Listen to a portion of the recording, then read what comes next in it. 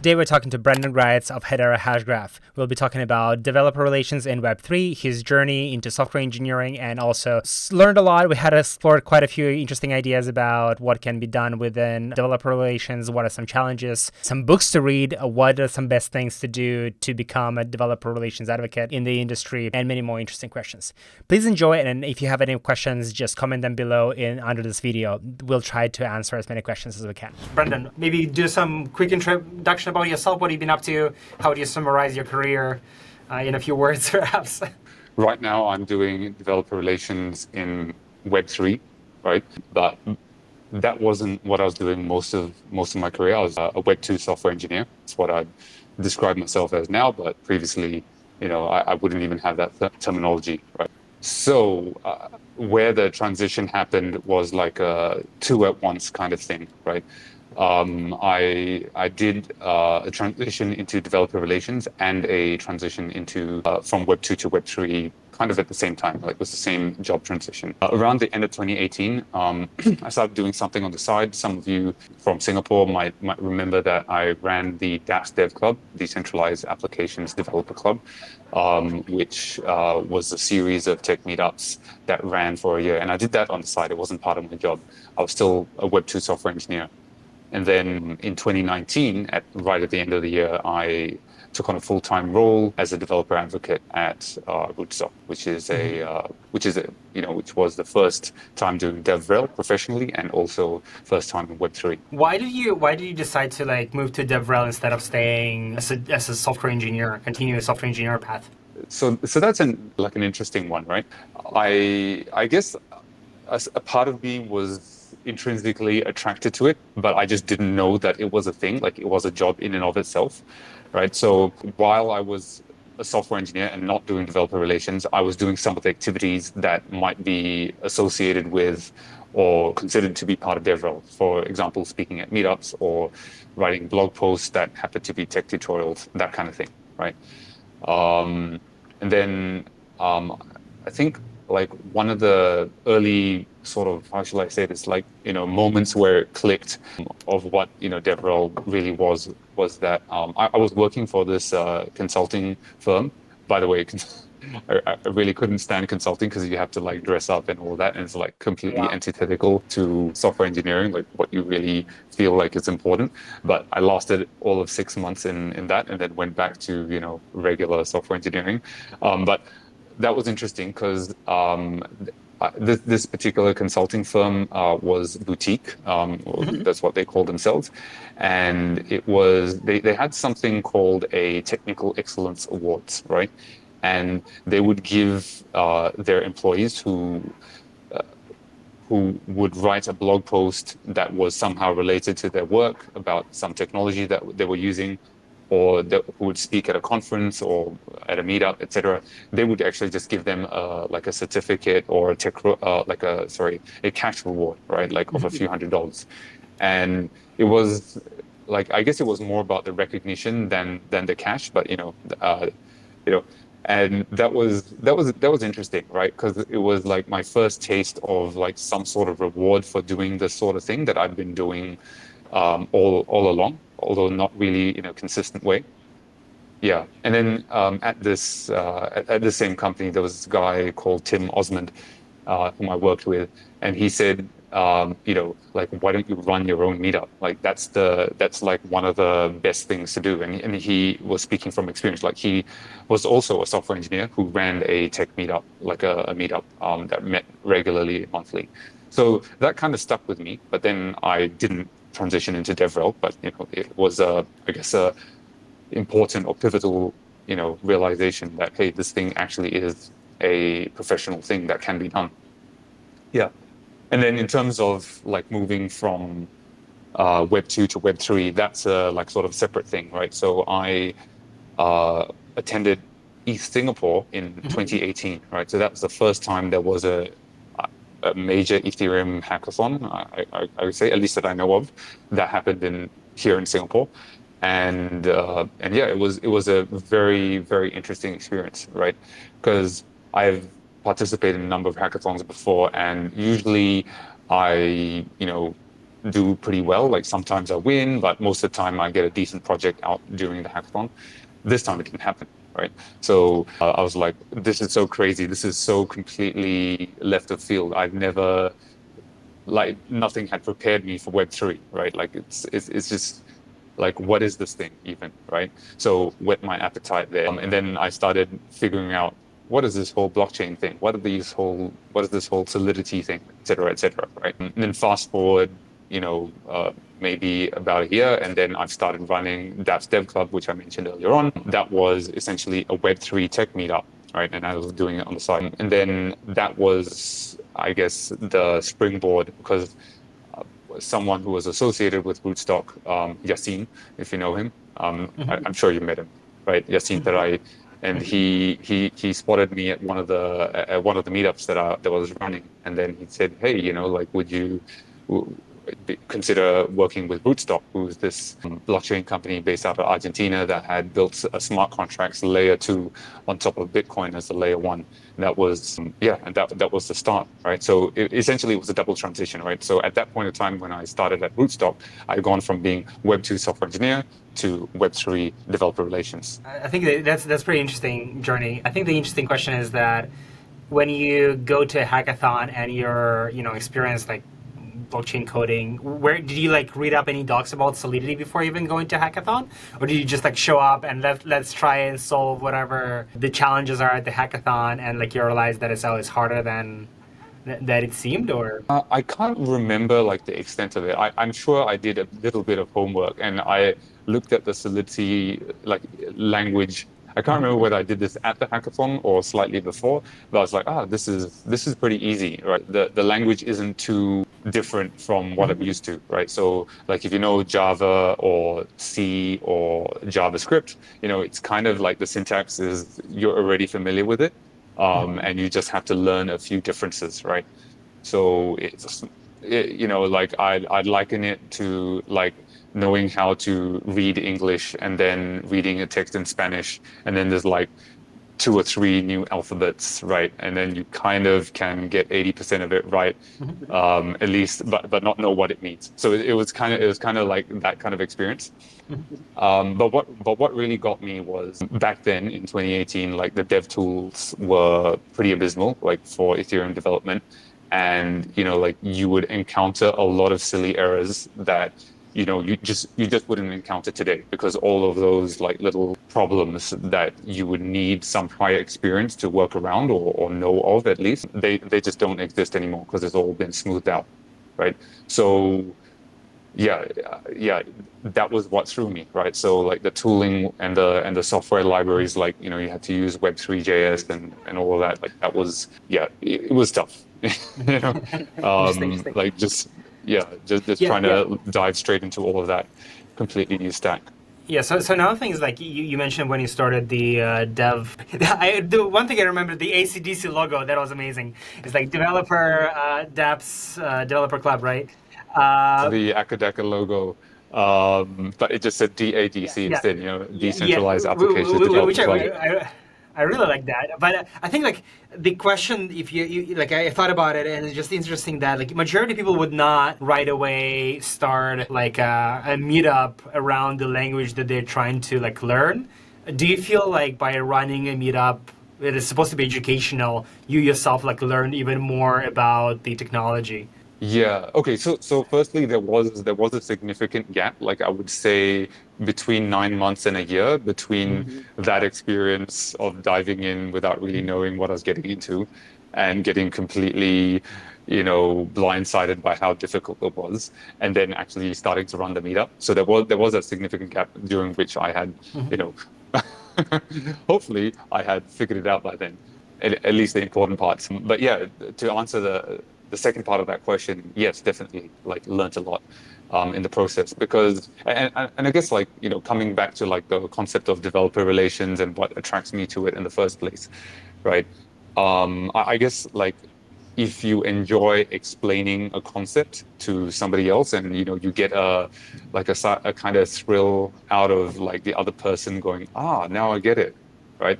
That, if that sort of experience, right, is it gives you a kick, right? It feels good, right, for to you when that happens, right? Then it's quite likely that you'll enjoy developer relations. And the other thing as well, it's a side effect. I would actually say it is a side effect, right? If you explain something, the act of doing that, like it just makes it more ingrained in your own head. Like the concepts that you have learned, it's kind of like learn by doing, but then the next level is learn by teaching, and it's like an additional layer of cementing that knowledge or skills that you've just acquired. Yeah, there's this saying that one teaches to learn, which I really like. I haven't heard that before, but yeah. Yeah, so it's the hack, like how to learn something is, prepare for a presentation about a subject you know nothing about, and you'll be forced to learn a lot about it. But it's interesting what you said. Interesting what you said about need that like a lot of people. I mean, clearly you're very excited about seeing someone going from like not understanding to understanding, and I think that is like a very interesting excitement because like a lot of people. In most professions, there's something that like makes them excited, right? Like if you're in security, you're very excited about having some like niche knowledge that no one else figured out, or figuring out a vulnerability that no one figured out. Or if you're in marketing, you're like super excited figuring out this channel or this like viral way of copywriting or this like meme thread. So it's very interesting. Like it seems that a lot of educators think about that's the kick where. You feel that someone started to understand that it didn't understand, I just want to say like a sort of a parallel, or like like a software engineer and a DevRel kind of thing. So when I was 8, right, a long time ago, a little boy, and I used to be really into this thing called choose your own adventure books, right? And that's like a whole category of books, right? And I would open up like these books, right? And you'd read like maybe 2 or 3 pages at most. And then at the end of it, you'd have to roll a dice. And then if you got a certain number, you flip to, say, go to this page, and then you'd flip, right? Or sometimes it'd be like, do you open the door or do you walk away? And then if you choose open the door, flip to this page number, or otherwise flip to that other page number, right? I was really into those books when I was 8. And like every time there was like this like sort of show and tell kind of equivalent, what book did you read? And then I was like, oh, and then I think I got like quickly banned from saying you aren't allowed to do any of those. So that's how much I was into it. And I came across this. I promise I'm getting somewhere with the story. Okay. I came across this book that was a choose your own adventure book. And it did have the same mechanisms of if you choose that, flip or whatever. But inside of that book, 10 of those choices were not choices, right? It would literally have code printed out, right? So imagine like a little paperback book that's half of A4, what's that, A5, I think? Like that size paperback book. And then you've got a few, like 1 or 2 screen pages, I should say, of text in QBasic, right? So you got the line numbers and you've got the code. And then what I would do is I'd type the code into a QBasic editor, run it, and then see what the output was. And then based on the output, you would have to decide which page number to go to, right? And that was my introduction to programming, right? And just type like a printed piece of paper, typing out the code, and then seeing if it would run. It was as basic as that. But I think I had that moment, right, where it's like, you can make a computer do a thing by typing commands. Like I had no experience prior to that where you could make something do what you wanted. It was like deterministic, and I mean, I use these words now, but 8-year-old self was just like, what is this, magic kind of thing, right? Yeah. So yeah, like that's like the thing that makes writing code click for me, right? And in the same way, like teaching people, and when you see them understand the concept, right, that's the thing that makes DevRel. or dev advocacy click for me. Perhaps focus. No worries. Let's focus a bit more on the topic of developer relations and kind of give some interesting insights to everyone who's tuning in today. I think one thing that I found interesting so far is that a few weeks ago we did an interview with Ethan from Chainstack, who is also developer relations there, and I think he looked at developer relations more from like a marketing perspective, right? Versus what you're describing sounds like more of like education and like educator perspective, right? Like that's kind of the main function. What would be your definition of a developer relations advocate in a Web3 context? Yeah, okay, so maybe without the Web3 context for starters, and then we can move to Web3.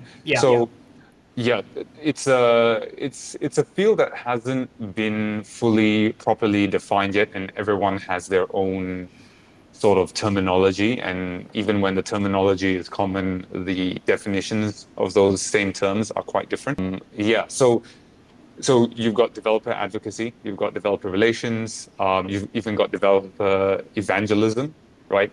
And then the thing that you mentioned earlier on, I would categorize that as an adjacent field to this, which is called integrations engineering, right? So where you go to a partner and then you sort of like sit as the in-between of like the technology platform, and on the other side is this partner, and then you are an integrations engineer from the company that represents your technology, and then the partner builds on it, right? What's a good example of that, right? So let's use Hedera as an example, right? So the company behind Hedera is called Swirls Labs, and so the integrations engineers in Swirls Labs would basically say, hey, you're a crypto wallet and you want to add Hedera, right? So let me help you with that. And then, you'd have that person assigned to that particular partner. And whenever there is like some sort of conflict or workaround or, requests, bug, whatever it is that they're stuck with or they need help with, the integrations engineer is the one who figures out what the solution is or the workaround is, etc., and helps them to do it, right? And I would call that I wouldn't call that developer advocacy or relations. I would call that integrations engineering, right? But confusingly enough, right, in Swirls Labs, we have both developer relations and we have developer advocacy. And a lot of what the developer advocacy team does is actually integrations engineering, although that's just not all of what they do. So you can see how it can get really complex really quickly, and it covers a lot of different aspects. So it's not just the education, it's not just the integrations. There's quite a lot of aspects to it. And so what would you say the main difference is? Like maybe, because it's not the only, Swirls Lab is not the only company you worked at. You worked at, Rootstock as well, IOV Labs. What would you say probably like the difference between Web3 and Web2 developer relations? Well, Web2 is also kind of have developer relations roles like at Mozilla, at other foundations, at AWS, Microsoft, all of them have developer relations teams.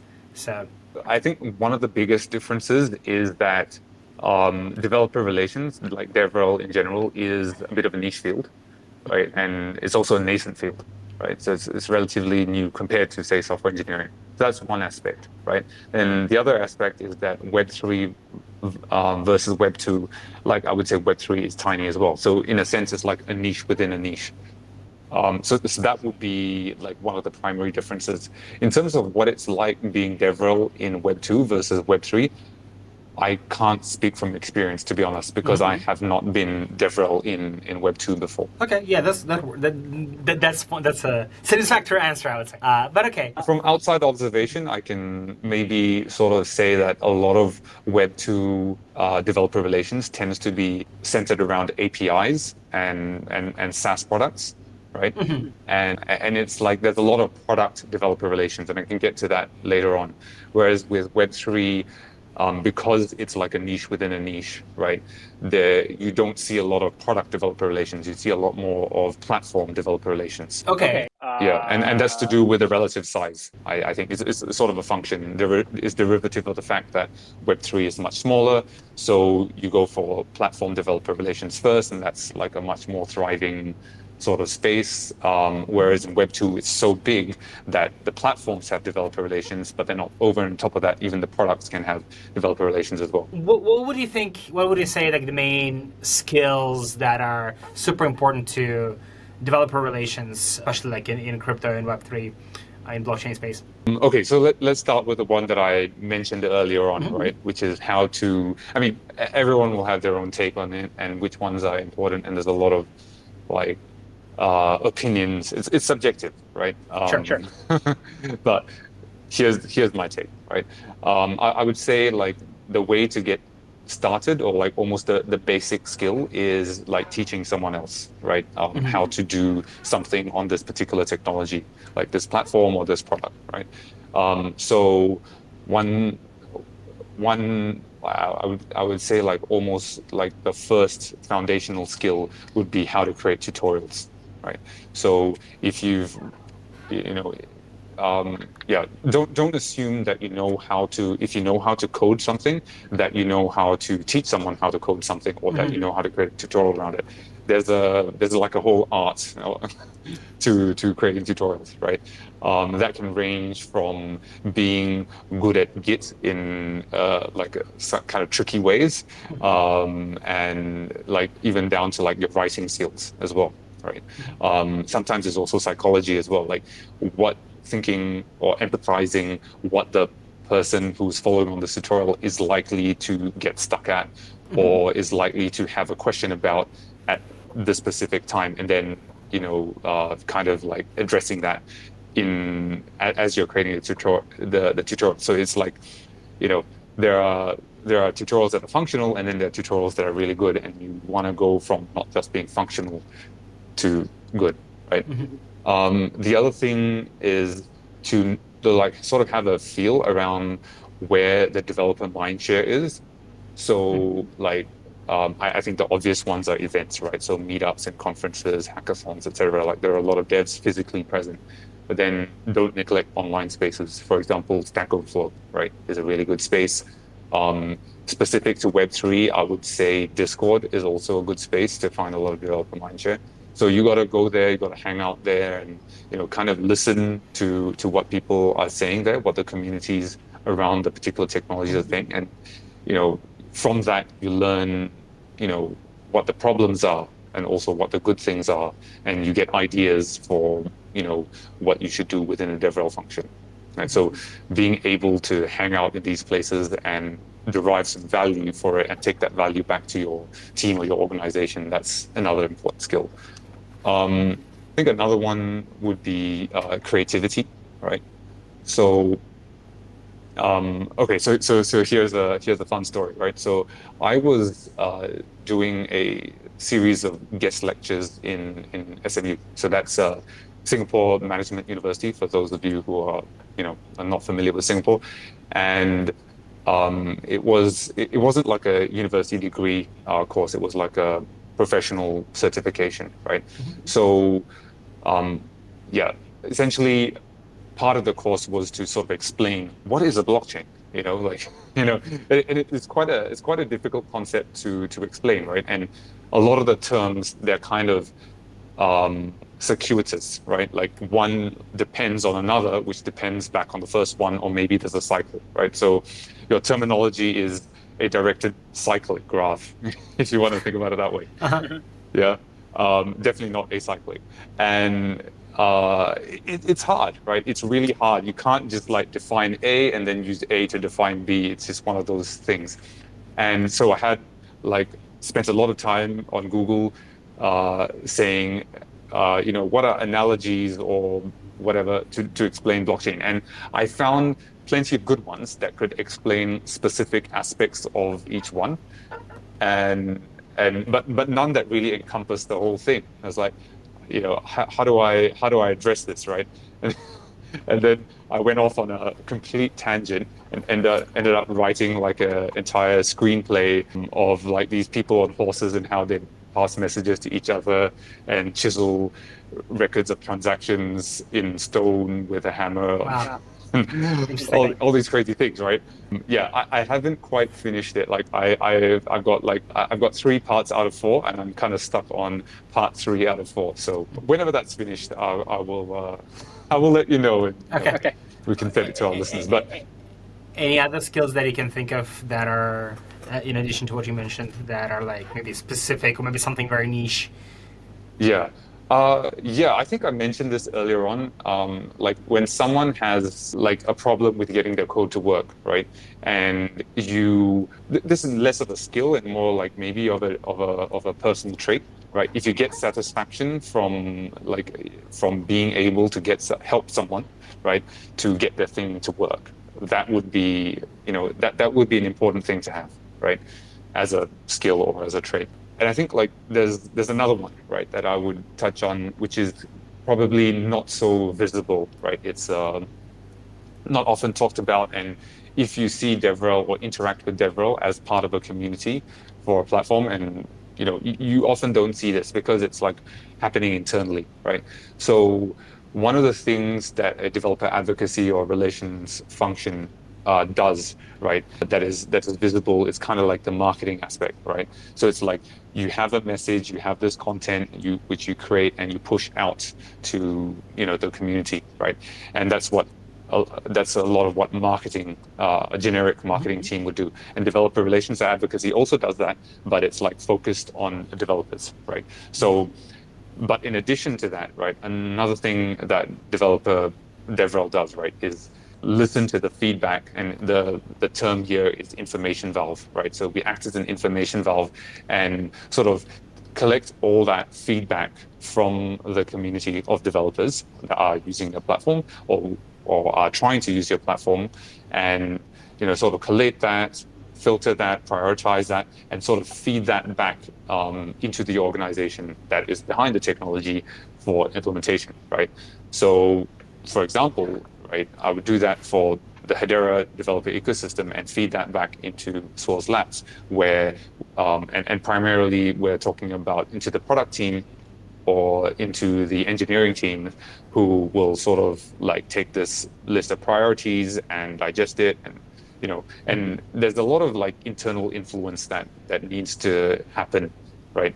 And you're almost like functioning as a sort of glue between the different teams that have to work together to get that outcome for your community, right? So your end goal is external, right? You get the specific outcome, like remove this particular developer friction point for this particular thing that a developer is trying to do, right? So that's your outcome, and that's externally visible. But then to actually effect that internally, right, DevRel doesn't really do that. DevRel doesn't say, okay, I'm going to fix the bug in the code, right, or I'm going to add this feature. That would be done by engineering team or the product team, et cetera, and you got to like sort of find out all these stakeholders are, and sort of get them together, get them to agree, and firstly agree that this is really a problem, or this is really something that needs to be done. How to fix it? Like there will be multiple options, etc. So there's a lot of internal glue that is involved in this function. So would it be correct to summarize is that basically as a DevRel, at least like in your case, you spend a lot of time on Discord and Stack Overflow, on maybe some other forums, and just figure out what are devs complaining about and what are they confused about? Is that a good summary, or is there something else that I'm missing? Yeah. You can think of that as like sort of like the input part of that, what I've described, right? So the input is precisely what you said, but then the output is internal within the organization, where you have to like sort of stitch these ad hoc groups for each particular thing that you want to effect. There will be a different set of stakeholders, and you've got to identify who they are. You've got to have that personal relationship to get them to agree with each other. You've got to set up the meetings, and help them to prioritize, influence their prioritization, that sort of thing. Right. So there's the input and the output. Are there any other inputs outside of the complaints that are coming from developers? Okay. So I've just used that as a generic example, right?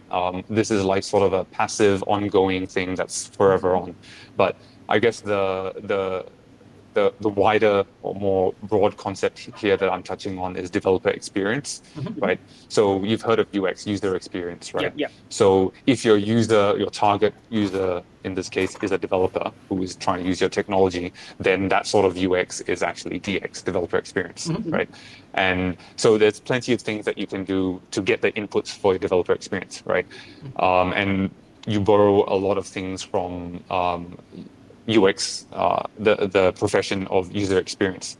So for example, right, the rudimentary thing would be to do a survey, right? But then you can get a lot more deeper than that. You can do usability testing, and there's passive forms of it, there's active forms of it. These are the kind of things where you give somebody a task to accomplish, and then you observe how they do it, where they get stuck, etc., and then try and make inferences from it as to what the problems are, what the good things are, and so on and so forth, right?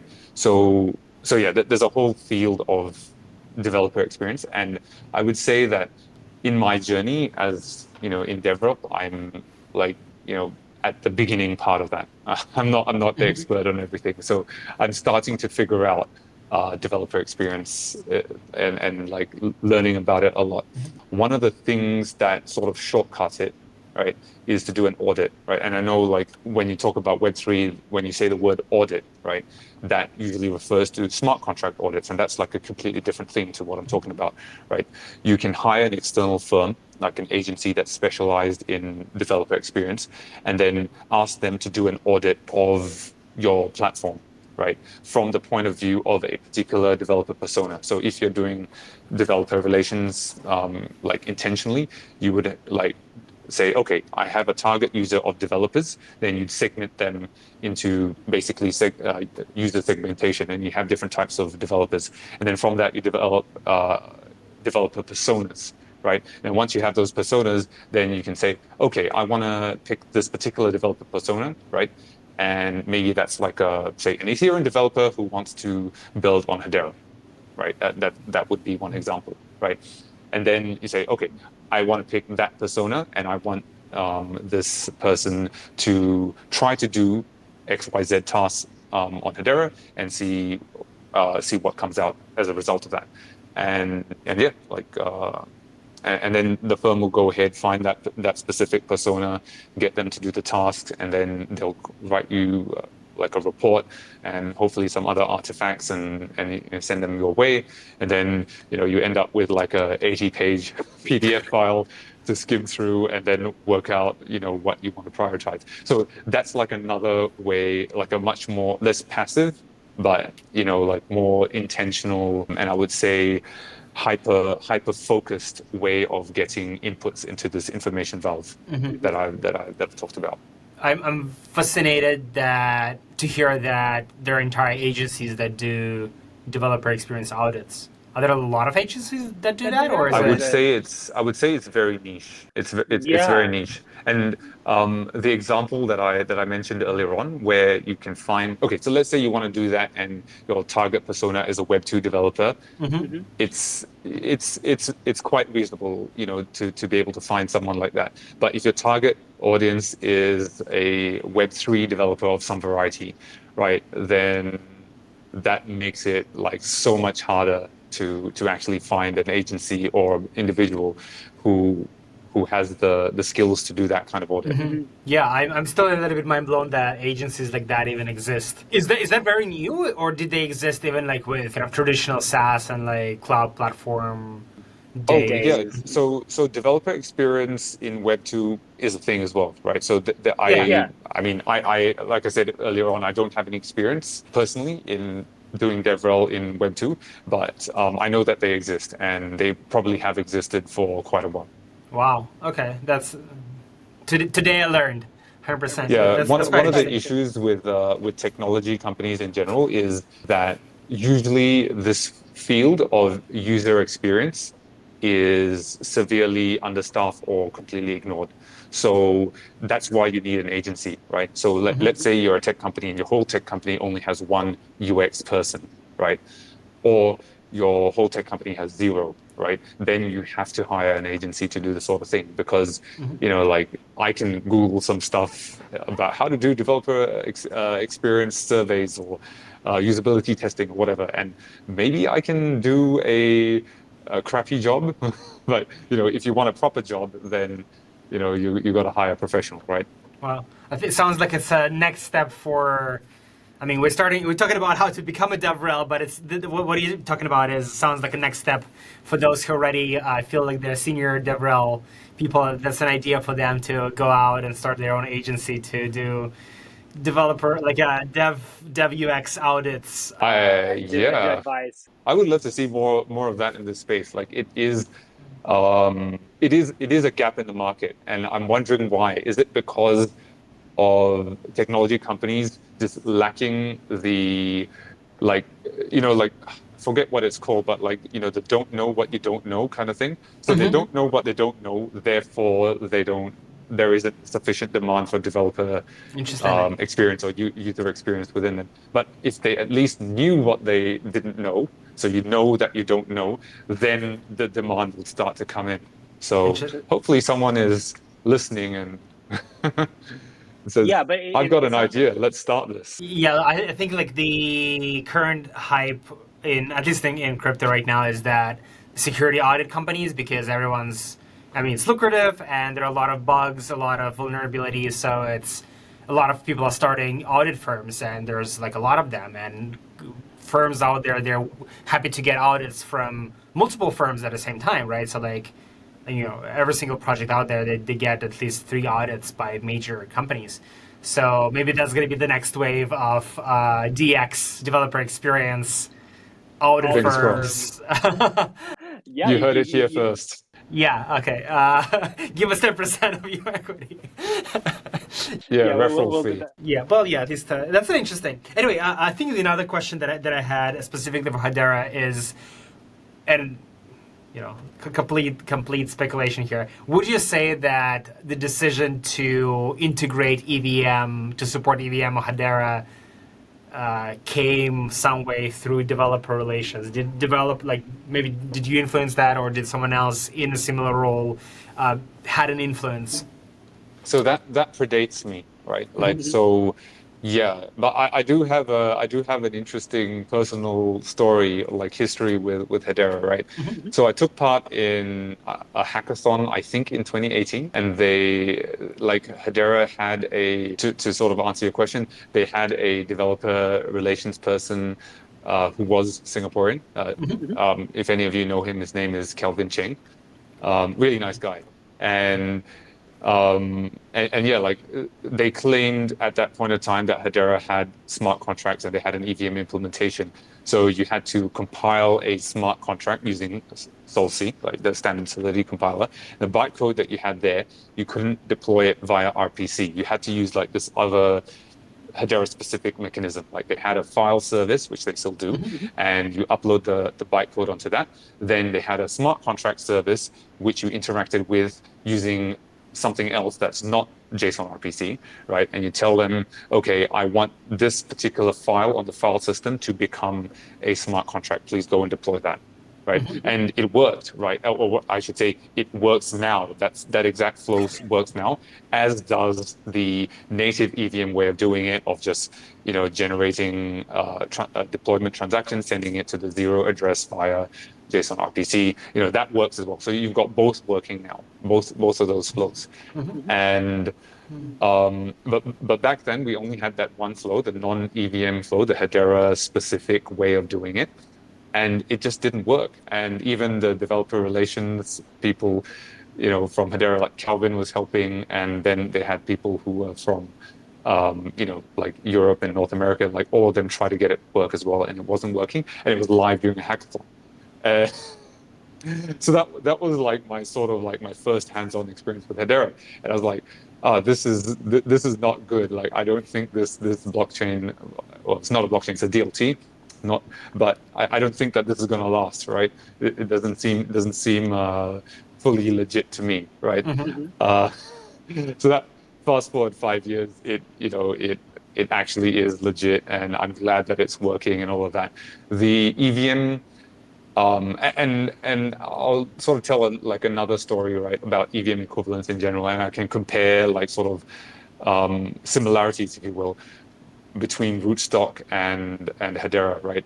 So both of them, like they add EVM compatibility, right, to a technology that otherwise doesn't have it. So Rootstock uses Bitcoin as a layer one, and then it sort of like adds like a hash of like collapse a whole bunch of blocks on the Rootstock blockchain, collapse it into a hash, and write that hash onto Bitcoin blocks, right? And then so it's basically like a layer two, but because one side is not Turing complete, it doesn't support smart contracts, the Bitcoin side, then it's much more complex than it is, say, to layer two from Ethereum, right? Because you don't have that smart contract layer capability in layer one. So anyway, that's how Rootstock works at a sort of like a fundamental consensus level. And then they've added EVM transactions onto that, right? And then at the same time, right, you've got Hedera, right, also kind of doing the same thing, but they've got, it's not like a layer one and layer two kind of thing, although that was considered. You can go and take a look at the Hedera improvement proposals, HIPs, and you can see some history of some attempt of saying, hey, let's create a layer two which supports EVM. And that was sort of not pursued. And they decided to have both EVM and the base original Hedera layer on the same layer. So they're both on layer one. So that in itself is interesting. But yeah, so they had like this existing account system, this existing transaction model, existing way of interacting with the network, right? That's all custom specific to Hedera, and then say, hey, let's add EVM. Then you have to add like a whole new transaction type. You have to add a new key type because, you know, Hedera uses ED DSA, right? And then EVM compatibility requires EC DSA, you know, so at a fundamental level. And then what comes out of that's like this really interesting thing where you've got something that's similar to like account abstraction on Ethereum, but it's kind of built in at the protocol level within Hedera itself. So you can do crazy things, and this is something I literally found out yesterday, right? You can do a 1 of 2 multisig or M of N multisig where the constituent keys are of different types. So you can mix ECDSA with EDDSA keys, right? And that's just mind blown. And then the individual signatures, right, do not even need to be the one that submits it to the network. So you've got all sorts of crazy possibilities that happen as a result of this. So yeah, like the journey to EVM compatibility is like it's kind of a wild ride, right? And I should mention like Solidity Singapore, right? The previous one that that you hosted, right? And then I spoke at it about Hedera, right? It was like sort of understanding Hedera through the lens of an EVM developer, right? So someone who knows how to create smart contracts and dApps on Ethereum, for example, like what do you need to know about Hedera? And that was the topic, right? So, you know, maybe let's put a link to that in the chat. We'll do that. If we're, I mean, this is a lot of technical detail. I would love to go even deeper. I think we are sort of limited on time, and I think we still want to cover a few more. I don't know, maybe a little actionable advice for someone who want to transition from whatever, you know, place in their life or in their career they're at right now into DevRel or into software engineer, maybe in general. What would be your, let's say, top 3 pieces of advice? There's Web 2 to Web 3 as a transition, and then there's also developer to developer relations, right? I would say like one of the things about, I guess, both being a developer and developer relations is that the function is inherently one to many, in the sense that what you do affects a lot of people. It's sort of like you are a form of centralization, or basically you have a lot of power by virtue of your profession, right? Like with DevRel, you're influencing a lot of developers. As a developer, the software that you write is run by a lot of people, et cetera, et cetera. And like the ratio of what you do versus the impact that you have more broadly on, you know, society as general is quite high.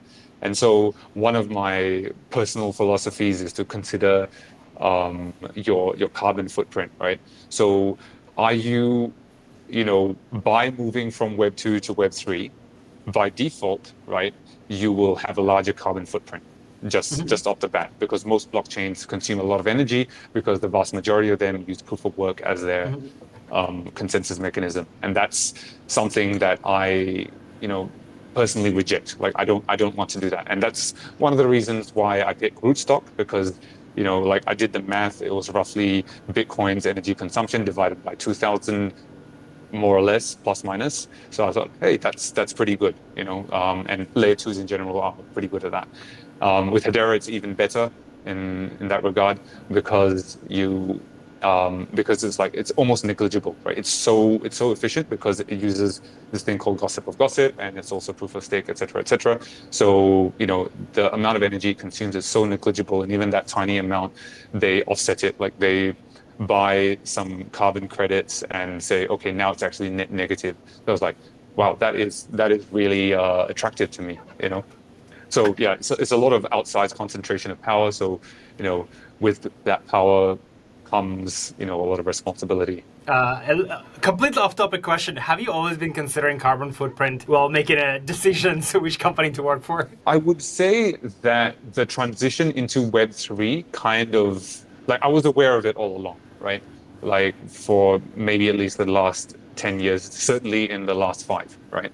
But the transition from Web 2 to Web 3, and like sort of like a 101 level learning how Bitcoin works, and it's like, that is horrible, like the amount of energy that's consumed. And okay, it is like, there is a function to it. There's a reason why it does it, and it's because they prioritize network security, and that cannot be compromised at any cost, right?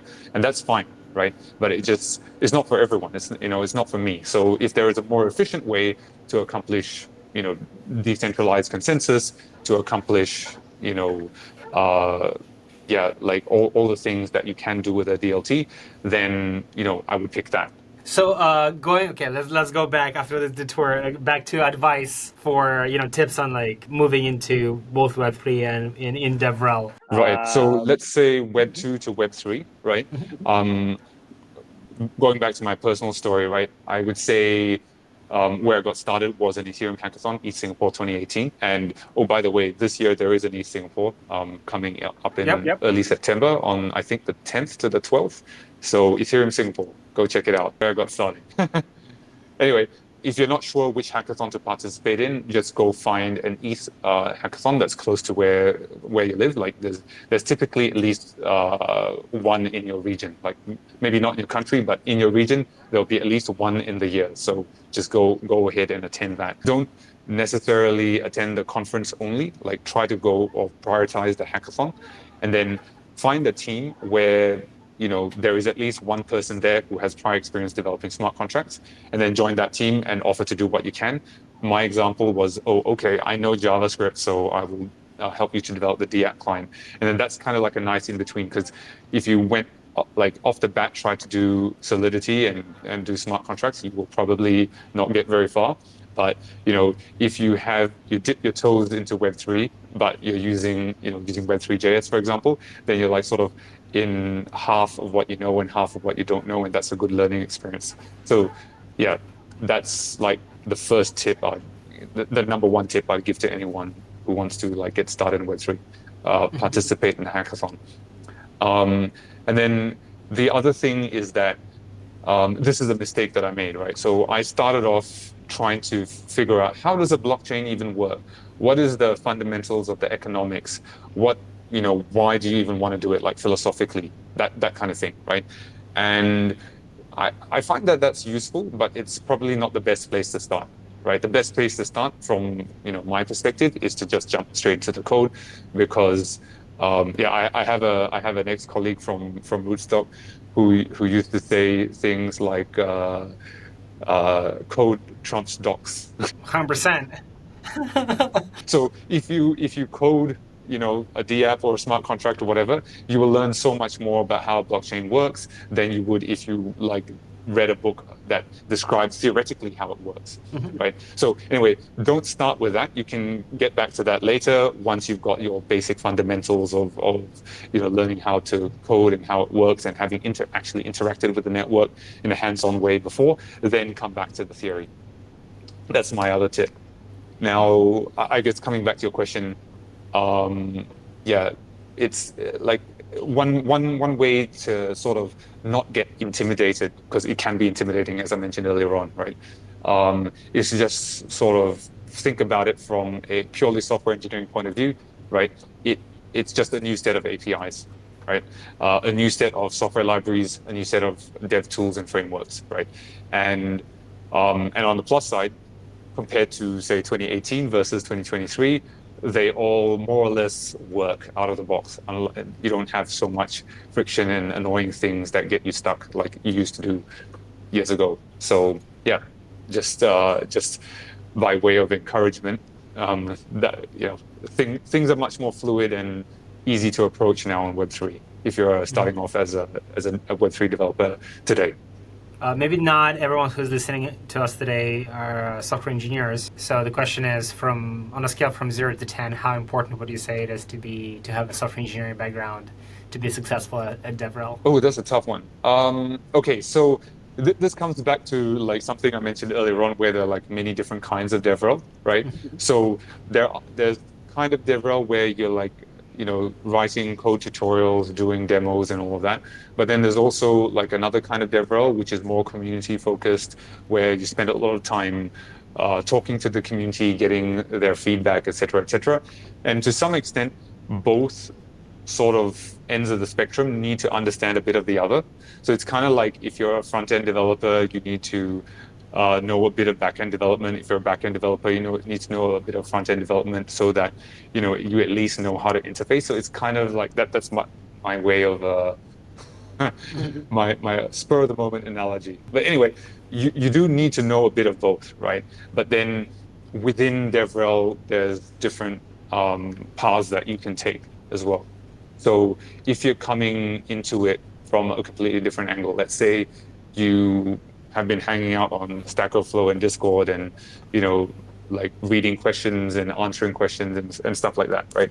Like you don't have to know that much code to do that sort of thing, but you do still have to know a little bit. And you need to know you need to at least understand how developers think, what they're really after, et cetera, et cetera. Going back to advice and kind of learning part of it, you did mention that it's very kind of niche area, but nonetheless, are there any books that you would recommend people read, courses, podcasts? Well, we don't only talk about DevRel, so we have only 2 episodes about it, but I would say, like go to meetups as well, right? So I don't think there are very many meetups about developer relations itself. Like at least I haven't come across many in Singapore. But you will almost certainly encounter DevRel people at meetups for the technology that they are advocating for or doing DevRel for, right? So, for example, if you go to the Solidity Singapore meetup, you'll meet, Web3 developer relations people, right? Such as myself, right? And a few others, right? And it's quite likely that the people who speak at these meetups, they tend to be either DevRel or software engineers. So, there's a good way to like sort of finding a network, go talk to the speakers at these events. In terms of courses, I don't know if I have actually I haven't taken any courses on DevRel per se. Maybe there's an idea in there for any enterprising listeners. In terms of books, I definitely have one to recommend. Actually, I'd recommend this thing. The title is kind of generic. I think the title is literally Developer Relations, right? Interesting. By who wrote it? Who's the author? Carolyn Luco and James Parton. Yeah. So and the website for it is devrel.agency, right? So the is like devrel.agency, agency replacing the .com bit. Cool. I can't keep track of what's TLD nowadays, but anyway, yeah. So I think that book is a very good introduction into the space, and and it covers a lot of theory behind DevRel. It's extremely useful if you want to set up a DevRel team from scratch, or if you want to manage a DevRel team. But even if you are just starting out and you want to understand the space, it's also really useful. Where I think, in my opinion, it doesn't really meet my expectations, if you will, or where it falls short is that it doesn't give you too much hands-on advice. Like, for example, how do you run an event, right? Like, there are certain things that you got to do. How do you write a tutorial? Certain things you got to do. But sometimes it's like specific things like a process checklist, etc. Right? So this book won't give you that sort of thing, but it's a very good introduction, and it's a very good survey of the entire field from a theoretical or observational point of view. So yeah, strongly recommend that book. Are there any YouTube channels that you maybe already know that talk about or about developer relations that you've seen? Just random question. Probably not, but yeah, not in terms of DevRel in Web3 specifically, but just general DevRel. I would say a good thing to listen to would be the Stack Overflow podcasts. So you can. Oh, right, they have a podcast. Yeah, they do. They have a blog and a podcast, and I'm on Stack Overflow like several times a day. So it's in one of those little boxes in the column on the right. I think we had this conversation, I think like maybe a month ago, about Stack Overflow, and I don't remember the exact details, but I remember I was quite fascinated about like the amount of nuance that you know about Stack Overflow, and I think like every developer in the world uses it, of course, to read up, but I think people just open the tab, they found the answer, copy paste, close the tab, right? What would you say are some of the most like underrated things about Stack Overflow, and how can they be beneficial to your career? Yeah, as a software engineer, it is what you just said. You can Google anything, and chances are the Stack Overflow answer that you see in the top few results, that's going to answer what you need, and it's like an amazing resource for software engineers in that sense. So that is pretty clear cut, right? But from a developer relations point of view, I think this is maybe what we were discussing the last time. It is an extremely valuable tool to sort of wield in developer relations, and like internally within Rootstock and now within Hedera, like I've implemented like a full-blown strategy on like, here's a bunch of checklists of what we can do on Stack Overflow. And yeah, like in terms of like, how do we use Stack Overflow to improve SEO, search engine optimization? How do we use it to serve our community? What types of users should we try to move over from our Discord, for example, onto Stack Overflow? How do we get internal engagement within Swirls Labs, right? So Hedera, people who work on Hedera, right? Internal engagement, et cetera, like all of these things, like if you do them well, right, then your presence on Stack Overflow can be quite outsized, and then that's beneficial to developer relations, right, or for the platform that the technology that you're advocating for. So, yeah, there's that might be a separate podcast in itself. Yeah, are there any other platforms that are interesting from DevRel perspective? The other one that I would it might be like so obvious, but it's also kind of overlooked is GitHub. So what most organizations by default, right, what they use GitHub for is, okay, I have some open source software, and I'm going to take the software that is created by my product and engineering teams, and I'm going to put it publicly visible on GitHub. And that's kind of where it stops, right? But you can use GitHub for much more than that, right? So you can put demo projects there. You can put tutorials there. You can put supplementary materials for your Stack Overflow questions there. You could put templates there, et cetera, et cetera. Like the list is endless. And, these, like I would say, like with Stack Overflow, right? So one of the things I have in my strategy document for Stack Overflow is like assessing what is the current maturity level of the organization, and I have like 5 rungs going from level 0 to 4 on like what is your Stack Overflow presence right? And how mature is it, right? So likewise, I have something for GitHub as well, right? So are you doing certain things on GitHub, and then based on that, I'll assess like a maturity level, and then based on where you're at, right? These are the next things you can do. So it's like kind of, you can use it, right, in a I would say maybe like somewhat creative way, like because like GitHub is for software that you develop, right, or you a product, right? Wait. But it doesn't necessarily need to be. It can be for all of these other things that are useful for the dev community that DevRel wants to utilize. Wait, so this framework, is it like just a document, or is it a document, right? Yeah. So started off as like a markdown file on my local host, right? And then now it's like in the internal wiki on Notion within the organizations that I've within Rootstock and also within Hedera, right? So it's like, yeah, it's evolving. It's like the version that I executed, say 3-4 years ago, is different from the one that I'm executing now. It's improving. It's A/B testing and seeing what works, what doesn't. But it basically belongs to you, right? Or is it like open source, or is it considered like a company property? I don't know actually. Like it's kind of in my head.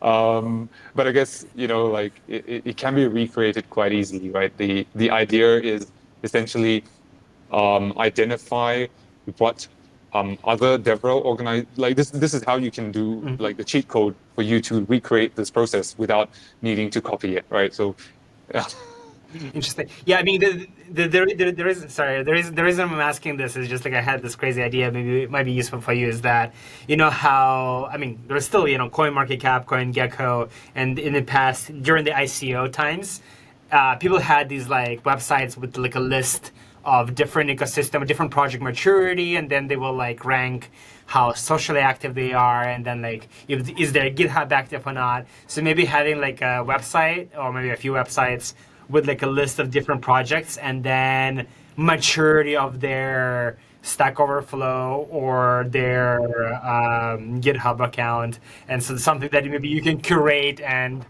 will be. I mean, I think that could be a pretty successful niche project. I mentioned this right at the beginning, right? Like the problem is that you'll have another startup idea and then no. It's just for you. It's not for me. It's not for. I'm not going to run. Sounds like you want to do it. No. I'm just giving you ideas. Yeah. No, I'm giving you ideas.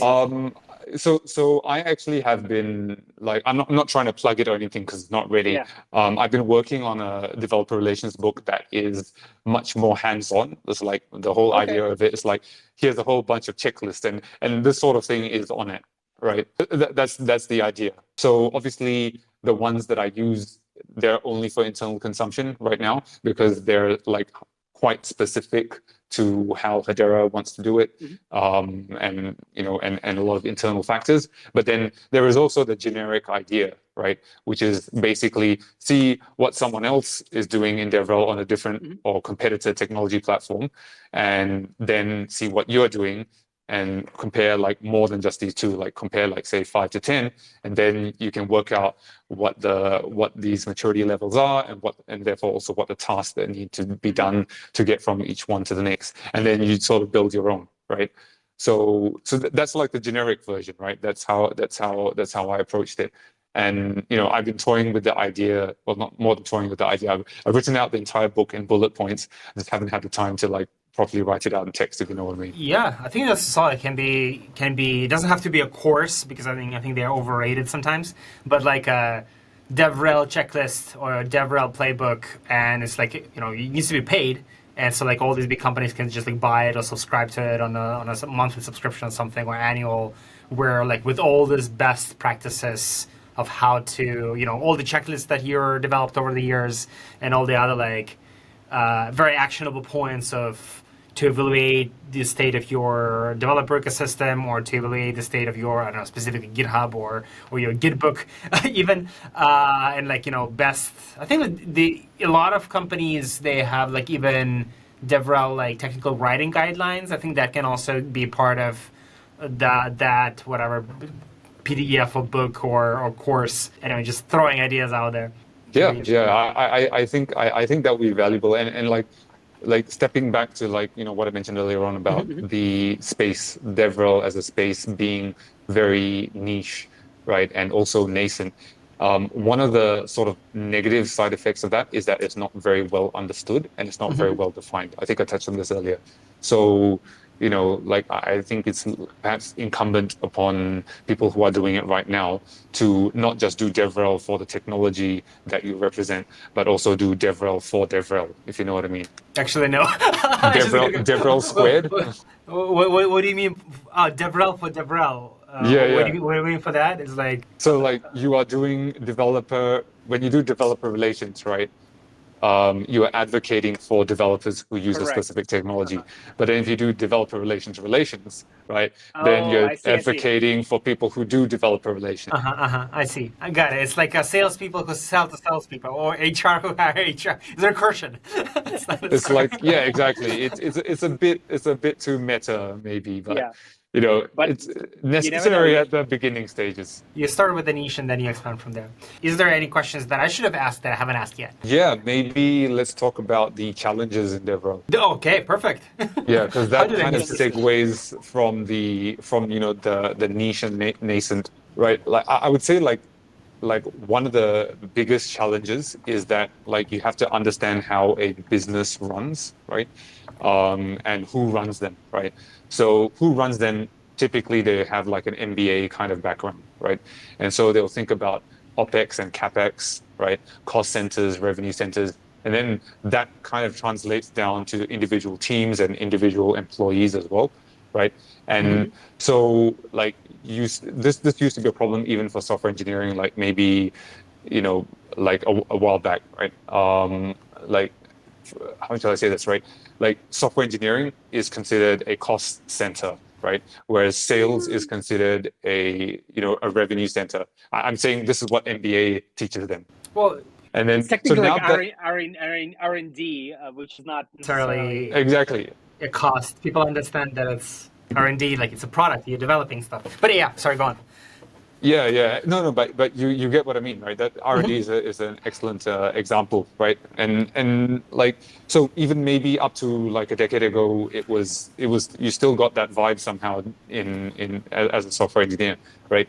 But then like that's kind of been overcome and people now know, even MBAs know what is the value of a software engineer. But now that same battle is being fought almost with DevRel. Like DevRel is like the newer entrant and then has to go through that same rite of passage that software engineers did, that many years ago. So like, yeah, it's sometimes it is an uphill battle to understand like what the value of DevRel is, and DevRel needs to constantly demonstrate that value to management. And it can be quite tough because of, lack of terminology, lack of definitions, the fact that it's new, etc. There won't be a lot of people who have prior experience with DevRel who are, say CEOs, for example, right? There will be a few, but they're far more likely to have a background in like running finance or something like that, right? Or even nowadays a background in software engineering, right? So are there any like KPIs that you can use, or some metrics that you can use of the output or the impact that you have on the web developer ecosystem of the project? One of the challenges is even defining the metrics and getting management to sort of accept those things, right? Because, and that kind of depends on which department you sit under, and this is like another problem in and of itself, right? So DevRel kind of is marketing, it's kind of product, it's kind of engineering, it's kind of like a mishmash between all of the areas. And so like in different technology companies, it doesn't sit consistently under each of these functions, right? It just sort of depends on almost like what the individual personalities of the founders or the C-level, the executive team, what they decide for that specific company, right?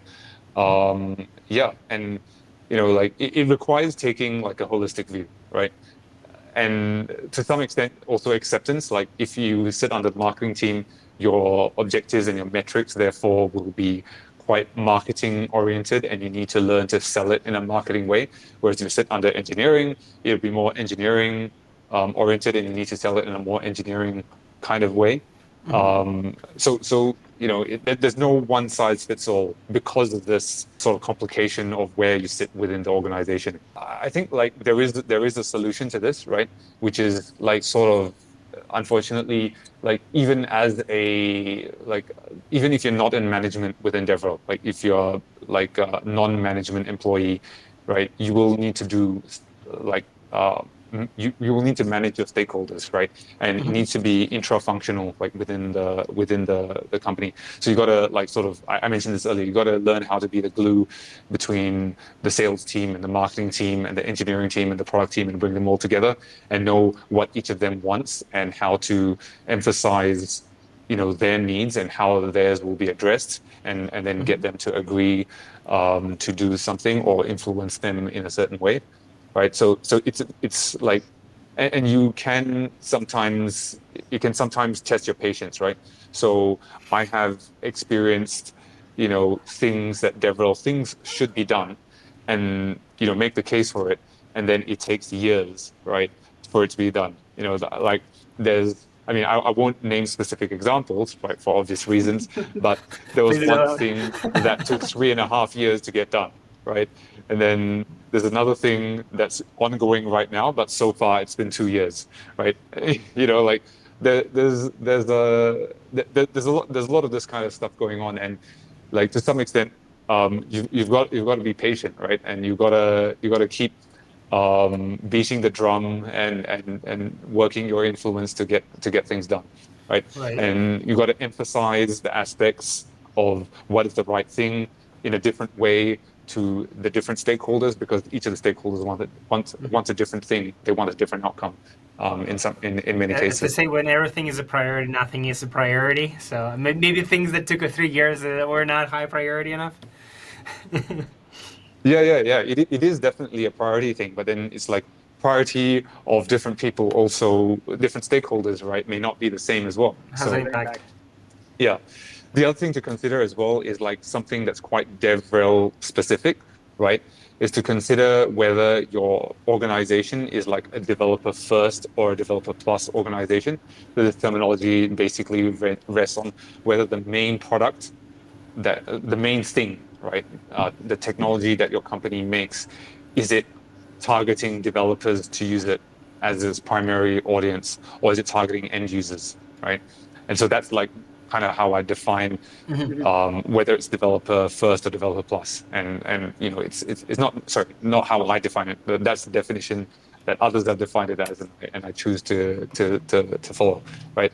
The other one is like whether the company produces a platform or a product, right? So a platform, to use Web2 examples, right? A platform would be AWS, right? And then a product might be something like Facebook, right? So, AWS is something like a set of technologies that you can build on top of, and then Facebook is, say, an application that runs on top of AWS, right? So do you know what I mean? Like, so, and the reason why I mentioned this, right, is because doing product DevRel is hard, much harder than platform DevRel, because the need is much more obvious to management when it comes to platform DevRel. So you don't have that additional challenge of proving to management what the use or the utility, I would say, of DevRel is to the organization. So likewise, for Dev Plus is much harder than Dev First, because if your products are developer oriented, it's, DevRel is by default almost considered more important than if, for example, if you are a product based company, then DevRel is a bit of a harder sell. Like it's not as obvious what the utility is, right? So if you're more senior, right, then or more established in the DevRel space, then you want a greater challenge, then go for the hard ones. But if you're just starting off, then Dev first and platform companies, those are the ones that you'd want to do DevRel for. All right, so a question from Mizzy. I'm learning software engineering myself, and I didn't find it so easy so far, by the way, but I keep pushing because I have a lot of passion for it. What advice would you give to keep me going from here? They're learning software engineering, they have passion for it, but they find it hard. Yeah, what's advice for software engineering though? I can speak from like maybe personal experience. So I did a university degree which involved a lot of software engineering, and like it was challenging for me, right, in my first year. And then in my second year I scored an internship that lasted for I think 6 months long, and in that 6 months I was essentially working full time, so I didn't go to university. And there I didn't basically study anything academically or theoretically. I basically had a job, right? And the job was to write code. So kind of like what you get after graduating almost, right? And I think like that, throwing yourself off the deep end like that is a good way to sort of learn fast. But then again, it's also quite hard to score an opportunity like that. So pros and cons. The other thing was like a bit of luck in my case. So I had this, like I reported to this other software engineer, John Lemke, in case you're listening. He's this like really experienced guy. He used to tell me stories about how he had to define what a mouse was and define what a click was, because that was new technology at the time. So you can imagine his age, right? And he looks exactly like your typical stereotype Unix developer, like the huge beard and everything. So anyway, but he was a really nice guy, really patient, and I think what I learned from him was basically how to code, right, in a way that was different from what you do in university. Because in university you'd be like, okay, I need to write a piece of code that does this thing. And then you can probably do it in like half a screen or one screen of code in your IDE, and then that's your thing, submit it, and then you get graded or whatever, and then that's the end of that. But then in a sort of a real software engineering environment, like you write a piece of code and you have to stick it into a code base that has existed probably for multiple years, and then you have to find out where that code even is, and that's a skill, right? Where does this code that I need to do go into? It's not like, you just start from a blank file straight away. You have to learn things like version control, and how to not conflict with other developers who happen to be touching the same files. All these sorts of things, right, that they don't teach you in university. And then after 6 months of that, I went back to university, right, because this was just an internship. And then I had like another, 2 years plus of uni left. And then after that, I literally found university work too easy. Like I was like, this is, I can do this like without feeling challenged, basically. I'm not being facetious or anything, but that was genuinely how I felt. And I think that kind of experience is unfortunately quite rare, right? But if you go in, and I happened to stumble onto it. So I was, like I said earlier on, I was kind of lucky that I got that experience, but despite the fact that I hadn't designed for that experience. But now, hearing my sort of retrospective on my early days journey, right, I would say, why not you design that experience for itself and intentionally recreate some of the aspects of that, where you try and get an internship and you try to work full time and you try to get a mentor and sort of prioritize those things, and then hopefully something will click and it'll yeah. I think like the moment where it clicks is like one of those magic moments. And one-liner advice for me is like, build apps you'd like to use yourself, or build scripts that are gonna automate your life, solve your own problems. I think that's the best way to learn programming. Yeah, Anyway, and work in a team. And then working in a team, like boot camps, work with other people. I think that's one of the best ways to, probably the best way to like then progress further, working with other more experienced engineers in a team, in a collaborative environment. We have another question from CryptoJing, and I think his still listening, which is exciting, at Jing Crypto, CryptoJing. DevRel related question. You mentioned the different subspecialities in DevRel. One more community versus another more technical. I started in DevRel in a less technical role, but have grown more technical. What do you see as a career progression or opportunities for those who want to grow into technical roles? Right. Okay. So I think that DevRel, to some extent, is a very hard role because you're expected to be the jack of all trades. Meaning you got to be good at code, you got to be good at writing, you got to be good at public speaking, and a whole bunch of other things. And realistically, no one is good at all those things. Like maybe they're good at one or two, and then they strive to be average at the very least at the others. Like and you've got to cover a lot of different, very diverse skill sets. So to some extent, right, you're in a good place. Like what was it? Like the person who asked the question, right? Like you're in a good place, right? Because you have covered off, crypto chain, right? You've covered off a good, like you're good in one area, and then now you're transitioning, and you say you've transitioned or learned a lot into a second area, and that's good, right? That is essentially a good career path to take, right?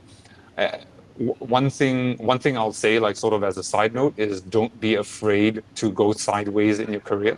So like going from Web 2 to Web 3, going from being a software engineer to being in developer relations, right? Those are both sideways moves. You don't go up in your career ladder by doing those things. You go sideways. So you, by definition, almost you stagnate your career in the short term. But it's worth it if your career accelerates from that point onwards, right?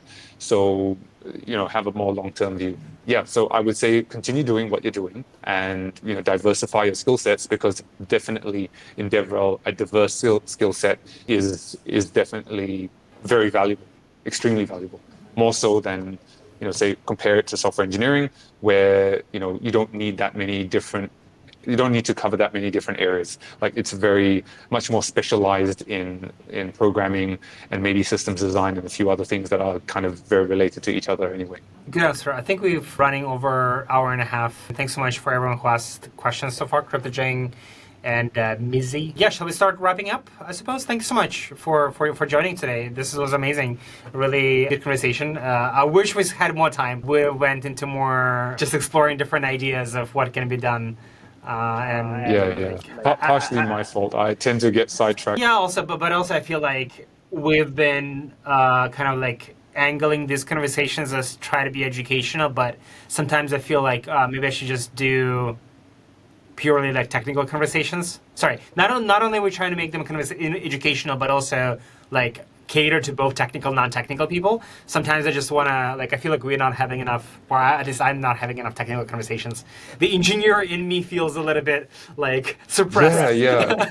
I should definitely mention that, like, one of the things, like one of the drawbacks or things that I miss about being a software engineer compared to DevRel is that the amount of time that you spend coding is by definition less. And the other thing as well is that you tend to work on easier code, right? You don't work on challenging stuff as much as you used to do, right? And you kind of feel that muscle that you built up over a long time in software engineering, like it starts to atrophy, and you kind of miss it, right? I personally still code these days, but probably less than I used to. But now we just need to like level up the number of conversations. Anyway, I think this was amazing. I think it's getting late on both of our time zones, so we need to start wrapping up. Thanks so much, Brendan. Any closing thoughts? Any more last minute things? How can people find you? Where are you at? Are you on Twitter mainly, or are you on? Do you have a newsletter? Do you have LinkedIn? I guess the best way to find me is blog.bguiz.com, right? So that's like basically my website, and I basically have got mystery meat navigation at the top. You click on the icons and it goes to all of the social media that I have. But generally you can find me on anything with the user ID BGUIZ. And make sure to follow Brendan, follow Hedera as well, check out their docs, try building on them. They're now EVM compatible. go to events, learn more about DevRel and any space you'd like to excel at or get a job at. Follow us, of course. I mean, if you're listening, you're already following us. So thank you so much for joining. Hope you enjoyed this conversation. If you have any questions, make sure to write them below in the comments section. We're doing this every other week, and we're trying to interview all the most interesting people who are working in Web3 and crypto industry for their experience of what it's like working in the space so that you can learn and you can join the industry, push the industry forward, mass adoption, price to the moon. Make sure to subscribe and see you again soon.